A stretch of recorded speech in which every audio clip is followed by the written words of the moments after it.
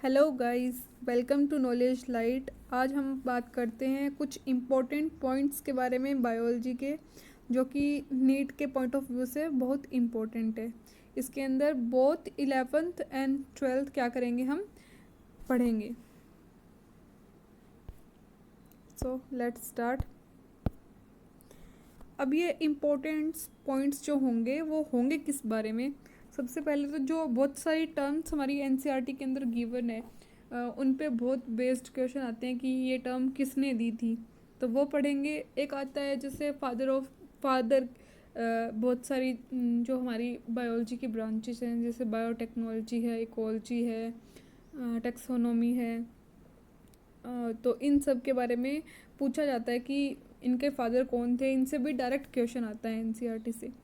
और तीसरी जो चीज़ होती है डिस्कवरी, किसने किस चीज़ को डिस्कवर किया था या थ्योरी किसने दी थी, उस पर बेस्ड भी डायरेक्ट क्वेश्चन आता है। तो आज हम इनके बारे में एक कंबाइंड पीपीटी देखेंगे 11th और 12th की। सबसे पहले हम स्टार्ट करते हैं टर्म बायोलॉजी से। बायोलॉजी किसने दी थी? Term biology given by Lamarck and Treviranus. ये साइंटिस्ट थे दो जिन्होंने दी थी बायोलॉजी टर्म। अब फादर ऑफ बायोलॉजी कौन है? एरिस्टोटल को हम बोलते हैं father of biology.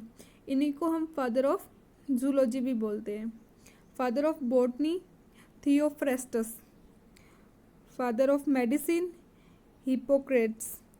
Term taxonomy is given by AP Candolle. Father of taxonomy, modern biology, morphology, modern botany कौन होंगे? Carolus Linnaeus. Father of Indian taxonomy ये होंगे संतापू। अब हम नेक्स्ट बात करते हैं किसके बारे में? थ्योरीज के बारे में। तो जो first so and describe the living cell, सबसे पहले लिविंग सेल को किसने डिस्क्राइब किया था?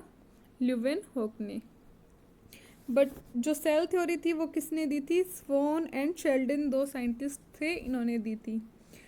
पर ये जो थ्योरी थी ये कंप्लीट नहीं थी। इसके अंदर सेल डिवीज़न कैसे होता है उसको एक्सप्लेन नहीं किया गया था। तो फाइनल शेप जो थी सेल थ्योरी को वो दी थी रुडोल्फ विरकाउ ने। इन्होंने क्या दिया था? इन्होंने एक लाइन बोली थी, ओमनी सेलुलर ई सेलुलर। ये एनसीईआरटी में मेंशन्ड है। मतलब जो सेल्स जो होती है वो जो प्री एग्जिस्टिंग सेल्स होती है उन्हीं से बनती है। और फिर आती है डिस्कवरी ऑफ न्यूक्लियस। ये किसने की थी? रॉबर्ट ब्राउन ने की थी। डिस्कवरी ऑफ सेल वॉल थी, ये जो हमारे सेल थ्योरी के साइंटिस्ट थे स्वॉन, इन्होंने की थी। प्लाज्मा मेम्ब्रेन की डिस्कवरी भी इन्होंने ही की थी। और जो डिस्कवरी ऑफ ब्लड सर्कुलेशन है ये की थी विलियम हार्वे ने। अब बात करते हैं कुछ और टर्म्स की। तो जो इकोलॉजी टर्म है ये दी थी अर्नेस्ट हैकल ने। फादर ऑफ इकोलॉजी है ये है ईपी ओडम। टर्म इकोसिस्टम है ये दी है एजी टेंसले ने। फादर ऑफ इकोसिस्टम है EP Odum. Father of ecology और इकोसिस्टम एक ही हैं, ये है ईपी ओडम। और जो फादर ऑफ इंडियन इकोलॉजी है ये है रामदेव मिश्रा। अब बात करते हैं जेनेटिक्स की। तो जेनेटिक्स की जो टर्म थी ये दी थी विलियम बेटसन ने। फादर ऑफ जेनेटिक्स तो सभी को पता ही है कि ग्रेगर जोहन मेंडल हैं।